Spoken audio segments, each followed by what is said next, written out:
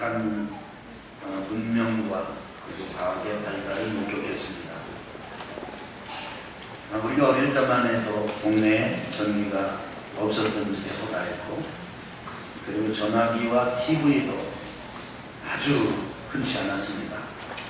지금은 너무나 많은 과학의 진보와 문명의 발달을 중국하고 있는데, 그런데 아이러니하게도 지금 모든 사람들은 너무나 지쳐 있습니다. 여러분도 똑같을 것입니다. 소진되어 있습니다. 탈진 상태입니다. 소위 번아웃을 경험하고 있습니다. 잠을 자고 나는데 저녁 같았으면 아침쯤이면 일어날 때쯤이면 좀 상쾌하고 일어날만 했습니다. 그런데 피곤한데도 잠을 자기가 어렵고, 또 피곤한데도 잠을 자고 나는데도 그 피곤이 풀리지를 않습니다. 사람들은 전부 우울증을 앓고 있습니다. 이것은 특별히 여러분과 제가 살고 있는 이 한반도, 우리나라 이 남한 땅의 모든 사람들이 겪고 있는 위기입니다. 그래서 우울하게 지내는 많은 사람들이 아침에 일어날 때 너무나도 힘들어합니다. 우울증을 앓는 사람은 하루 중 가장 힘든 시간이 다른 시간이 아니라 아침 시간이라고 합니다. 그 우울증을 앓고 있는 사람들은 그 우울증 안에 아주 분노를 끌어안고 있습니다. 분노가 자기를 향해서 폭발하면 자살이고, 다른 사람을 향해서 폭발하면 살인입니다. 여러분 잘 아시지 않습니까? 현재 우리나라가 다른 것도 1등하는 건 많은데 1등 해서는 안 되는 1등을 하고 있는 게 있습니다. 바로 자살입니다.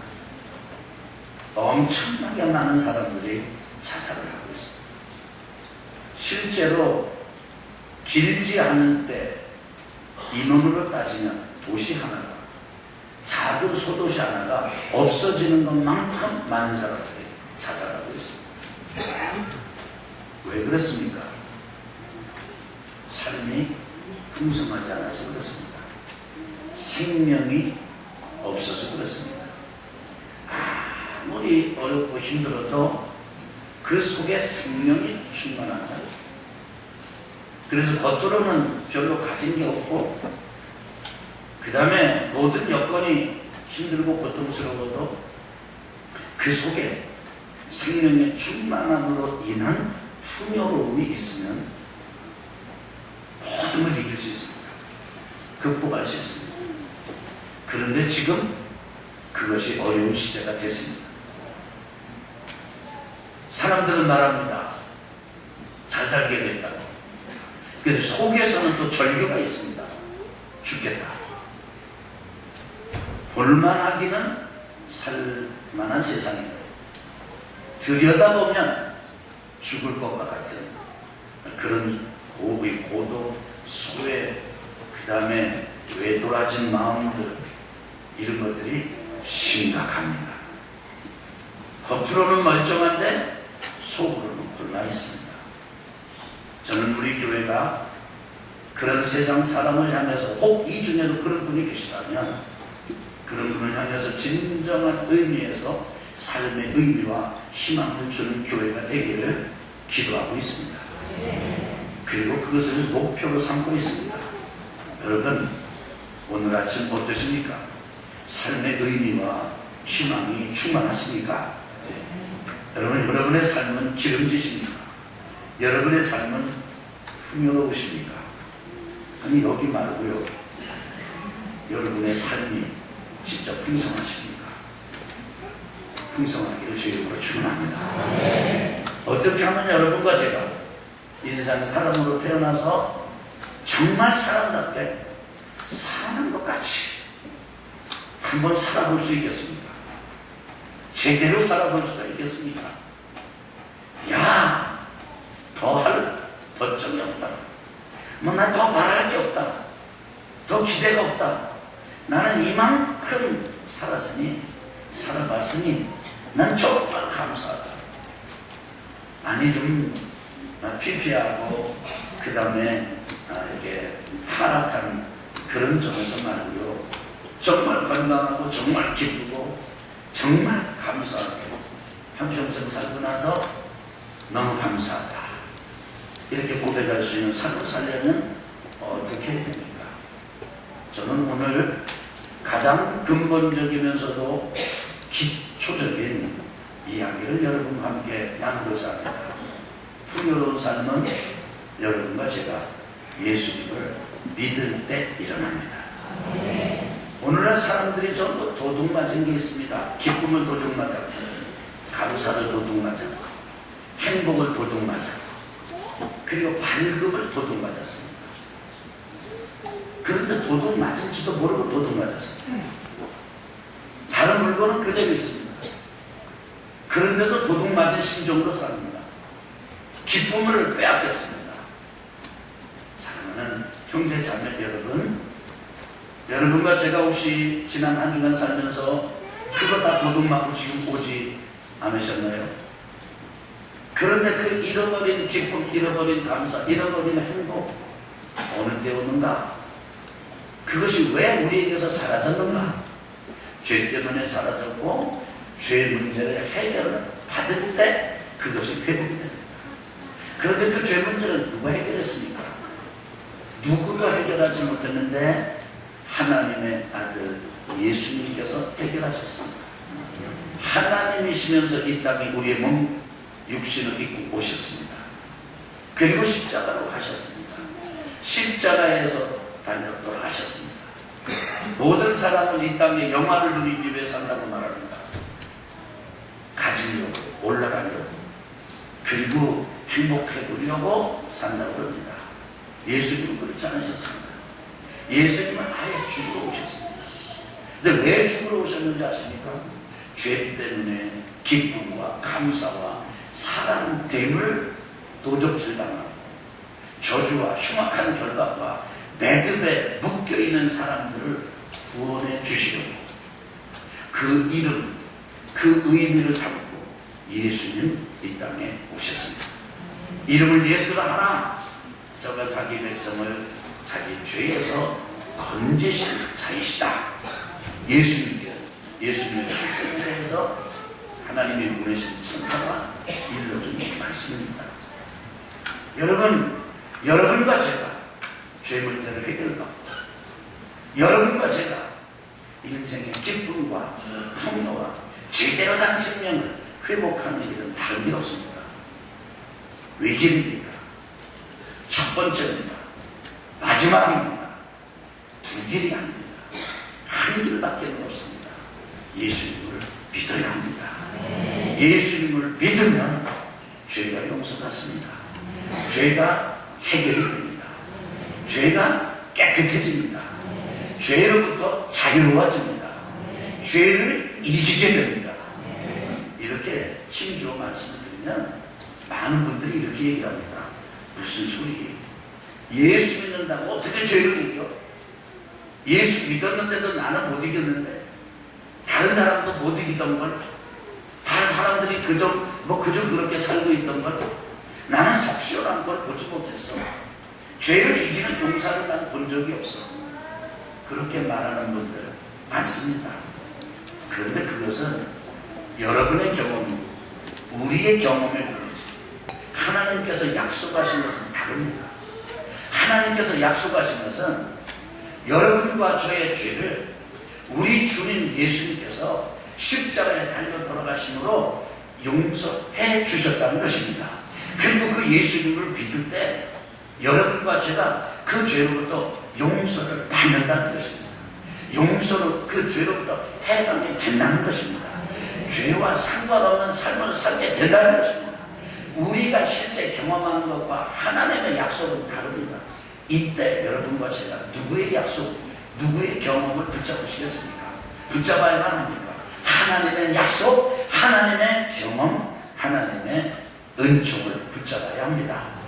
결국은 여러분과 제가 근본적으로 예수 그리스도의 구속과 대속의 은혜를 실제 인격과 생활과 삶의 현장에서 경험하게 되는 날이 반드시 올 것입니다. 이미 많이 경험했습니다. 지나놓고 보면, 지금까지 온 길을 되돌아보면 예수님의 은혜 때문에, 십자가 은혜 때문에 얼마나 많은 죄가 우리 가운데 떨어져 나가는지 모릅니다. 앞으로도 떨어져 나갈 것입니다. 앞으로도 자유하게 될 것입니다. 하나님의 좋은 날이 이렇게 될 것입니다. 그것 때문에 풍성한 삶을 경험하게, 풍요로운 삶을 경험하게 될 날이 올 것입니다. 첫째, 뭐 해야 된다고요? 예수님을 믿어야 된다. 아멘. 따라합시다. 예수님을 믿습니다. 예수님을 믿어야 합니다. 그 죄와 악에서 우리를 건져주시는 예수님, 구원자 되시는 예수님, 그리스도 되시는 예수님, 메시아 되시는 예수님을 믿는 믿음이 이 시간 명료하게, 아주 분명하게 여러분과 제게 있기를 주의 이름으로 축원합니다. 두 번째로는 예수님을 영접해야 합니다. 아니, 믿는 건 뭐고 영접이 뭐냐? 원래 믿음과 영접은 같은 것입니다. 그런데 실제 오늘날 많은 경우 이 믿음과 영접을 분리해서 생각하는 사람들이 많습니다. 영접한다는 것은 예수님을 나의 죄와 나의 악을 위해서 십자가에 달려 돌아가시고 죽으심으로 나의 죄와 악을 용서해 주신 그 예수님을, 구원자 되시는 예수님을 내 삶의 주인으로 모셔드리는 것을 말합니다. 주인을 바꾸는 걸 말합니다. 내가 주인이 아닙니다. 이제는 예수님이 주인입니다. 그렇기 때문에 이제부터 여러분과 제가 이것이 분명하다면 사는 삶은 내가 사는 게 아닙니다. 내 속에서 주인이신 예수 그리스도께서 사시는 것입니다. 그런 사람들, 이런 사람들은 이렇게 말하지 않습니다. 하나님, 제가 아플 때 도와주시고, 가난할 때 공급해 주시고, 외로울 때 친구가 되어 주십시오. 내 인생은 나의 것인데 내가 내 인생 사는데 너무나 힘이 듭니다. 실수가 많고 범죄가 많고 무너지는 게 많습니다. 쓰러질 때가 많습니다. 쓰러지지 않게 붙잡아 주시고, 뭐 이렇게 얘기합니다. 여러분, 여전히 이런 사람은 자기가 주인입니다. 예수님이 주인이 아닙니다. 자녀를 향해서도 이렇게 말합니다. 하나님, 제 자녀에게 지혜를 주시고요, 제 자녀에게 명철을 주시고, 제 자녀에게 건강을 주시고, 제 자녀를 복을 내려 주십시오. 단 자녀들의 주인으로서는 하지 마십시오. 왜냐하면 내 자녀들의 인생은 제 자녀들의 것입니다.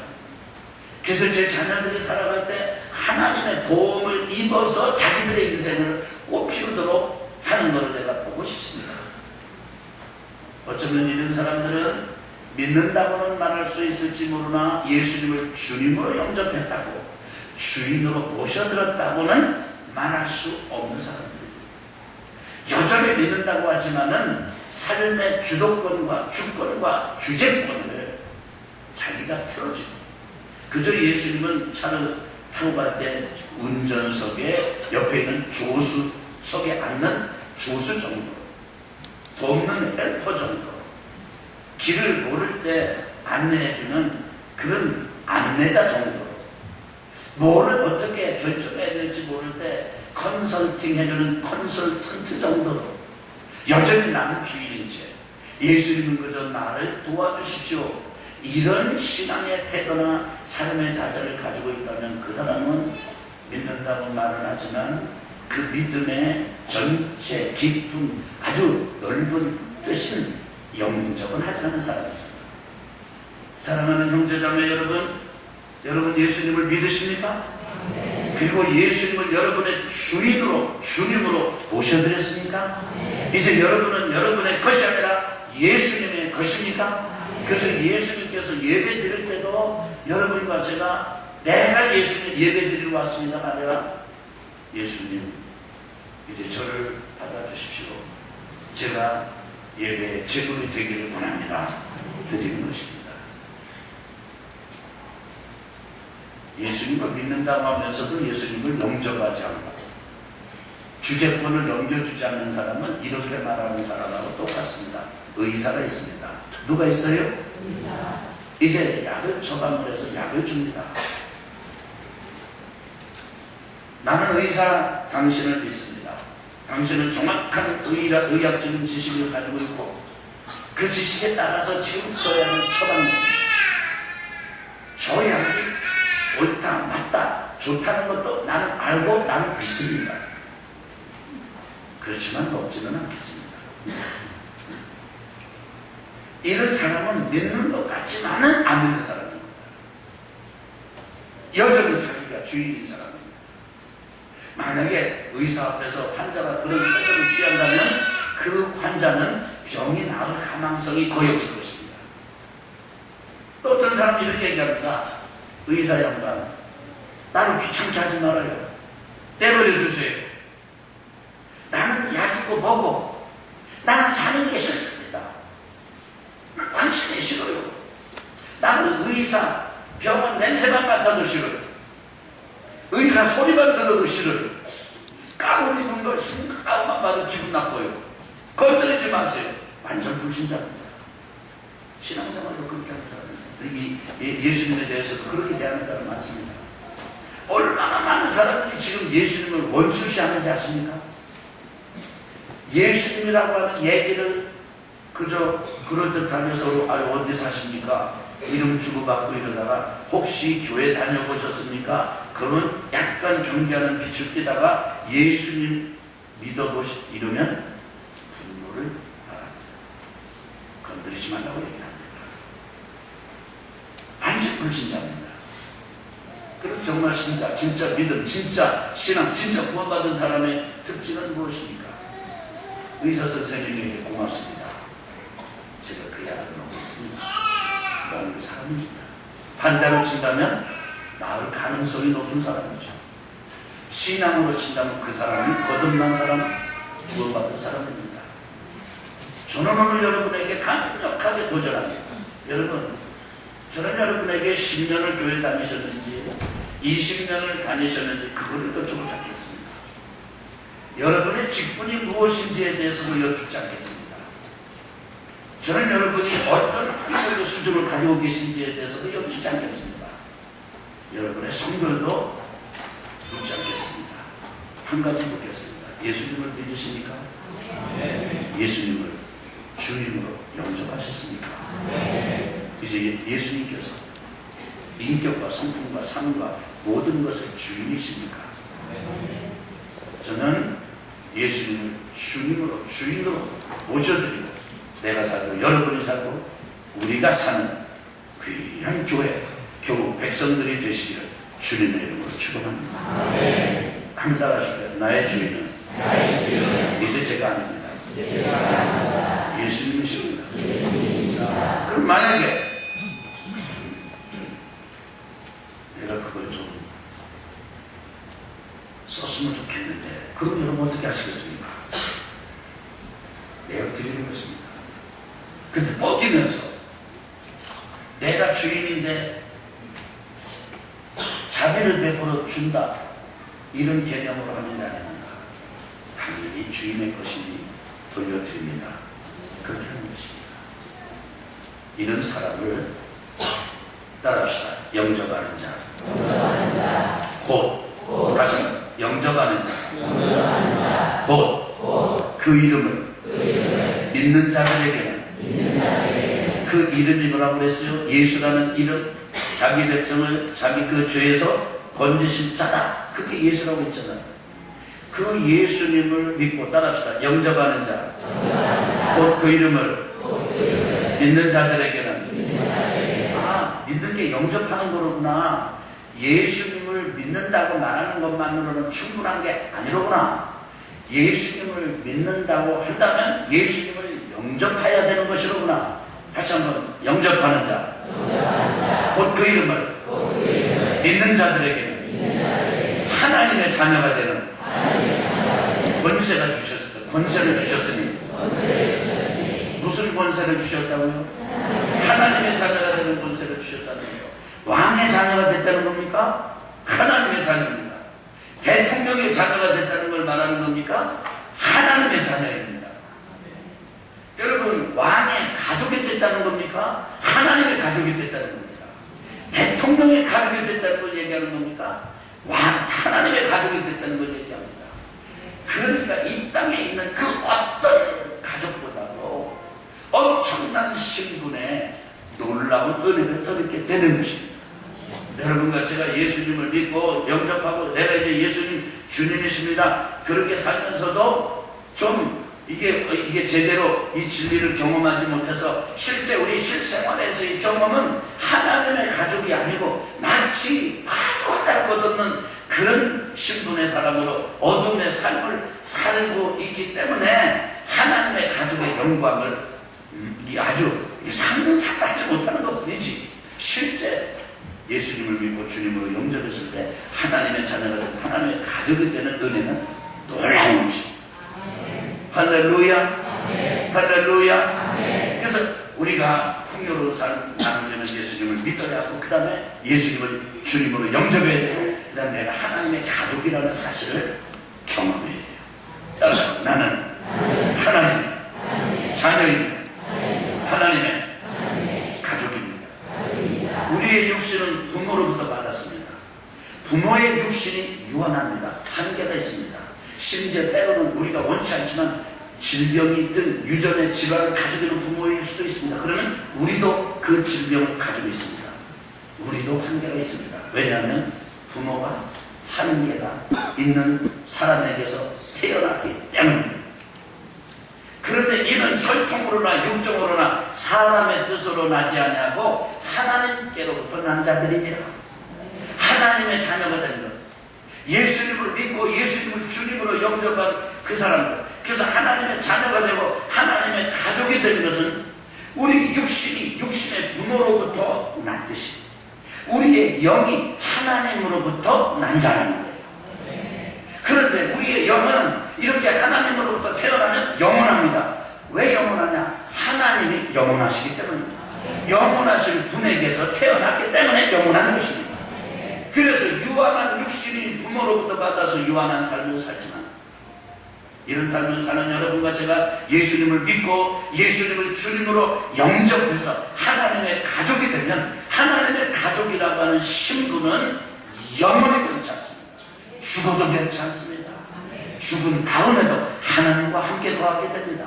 하나님과 함께 살게 됩니다. 이것을 우리는 육신이 한 번 태어났듯이 영이 한 번 더 하나님으로부터 태어난다, 거듭난다, 중생이다, 구원받았다, 이렇게 말합니다. 저는 여러분에게 여쭤보고 싶습니다. 여러분 거듭나셨습니까? 하나님의 자녀이십니까? 혹시 여러분 이렇게 생각하고 계신 건 아닙니까? 나는 항상 교회 다니니까 하나님의 자녀야. 누가 묻습니다. 당신 하나님의 자녀 맞습니까? 예, 나 하나님의 자녀 맞습니다.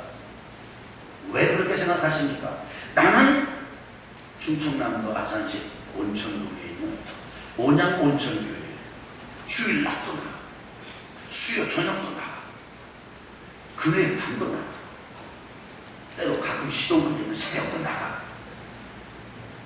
그러니 당연히 난 하나님의 자녀 아니겠습니까? 맞습니까? 틀립니다. 예배 참석하는 것, 교회 다니는 것 좋은 것입니다. 그러나 그것이 하나님의 자녀가 되고 가족이 되는 것을 보장하지 못합니다. 근거가 될 수 없습니다. 두 번째, 어떤 사람이 이렇게 말할지도 모릅니다. 나는 누구에게도 나쁜 짓을 하지 않았어. 나는 누구에게도 해를 끼친 적이 없어. 나는 선하게 살았어. 당연히 그러기 때문에 나는 하나님의 자녀야. 맞습니까? 틀립니다. 선하게 사는 것, 나쁜 짓을 하지 않고 사는 것 훌륭한 일입니다. 칭찬받을 일이고 격려받을 일입니다. 그러나 하나님의 자녀, 가족은 그것 때문에 되는 건 아닙니다. 그것이 근거가 될 수가 없습니다. 세 번째, 혹시 여러분 이렇게 말씀하지 않습니까? 나는 교회 다니고 교회에서 받으라는 세례를 받았기 때문에 나는 하나님의 자녀입니다. 맞습니까?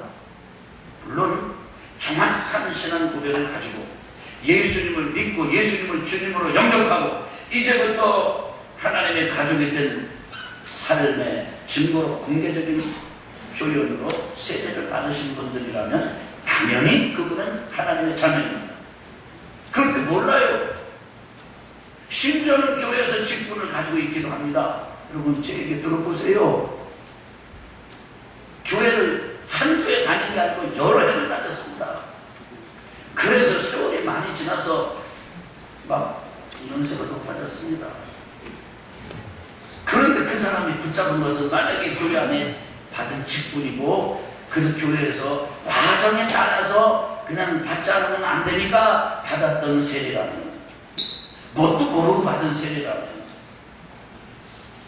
그것은 절대로 하나님의 자녀가 되고 가족이 되는 근거가 될 수 없습니다. 두려운 일이죠.